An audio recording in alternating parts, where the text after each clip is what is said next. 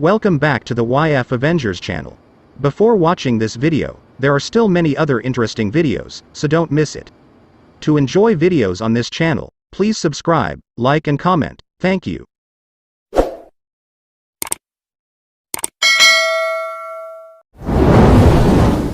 During the early months of 2020, the Marine Corps was fighting a losing battle of its aviators resigning in droves to join commercial airlines. Only a few months prior, in late 2019, I had written an article attempting to detail how the Corps was lobbing ineffective bonuses, restricting pilots' career choices, and failing to address systemic issues that push aviators to look for career options beyond the military. While I expected not to make many friends with the article, I had hoped identifying problems and proposing solutions would fuel some sort of positive change for Marine Corps pilot management. As I continued to plan my own departure from active duty service in 2020, I held out hope it might make a difference to those remaining in the aviation community after I was gone. It was around this time that the Corps' fight to retain Marine aviators worsened, as regional airlines were offering tens of thousands of dollars specifically for military helicopter pilots to train with and fly for them. Fixed-wing aviators had historically been in a better position to transition than their helicopter brethren with their ability to be hired directly into the major airlines, bypassing the regionals altogether. Going into 2020, all the trends and projections indicated the airline hiring frenzy showed no signs of letting up.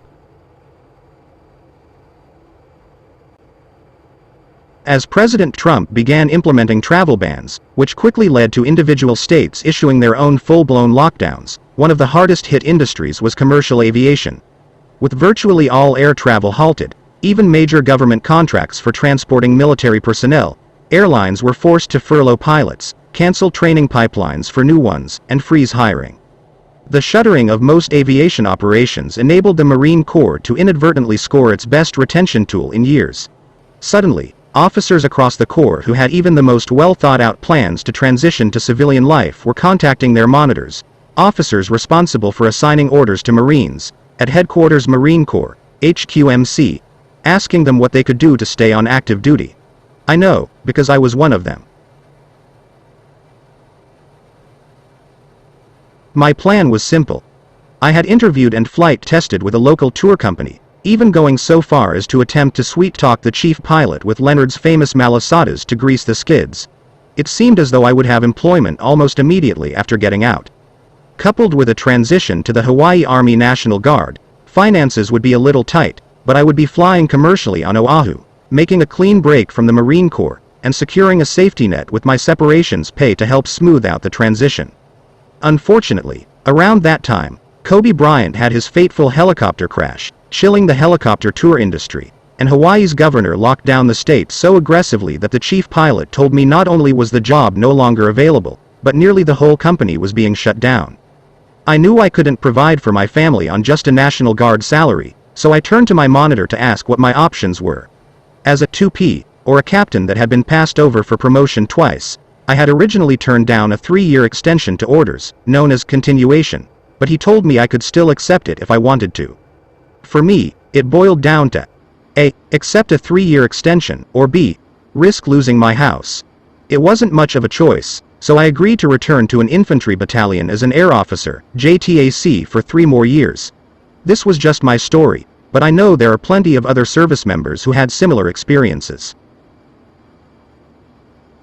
While continuation certainly helped me provide for my family, this golden parachute is just delaying my inevitable departure from active duty and into commercial aviation, as it will for many others. So, my parting question to headquarters now is, did the Marine Corps use this reprieve from aviator attrition to meaningfully assess and adjust how it manages its pilots, or did it just kick the can down the road? The Force Design Plan recommended and is currently in the process of shutting down 3 MV-22 Osprey squadrons, 3 CH-53 heavy-lift helicopter squadrons, and 2 H-1 light attack helicopter squadrons. Plus, all the F/A-18 fighter attack squadrons that are currently converting to F-35s will be reduced in overall size. Only C-130 and UAS, or unmanned aerial systems, squadrons will increase in number.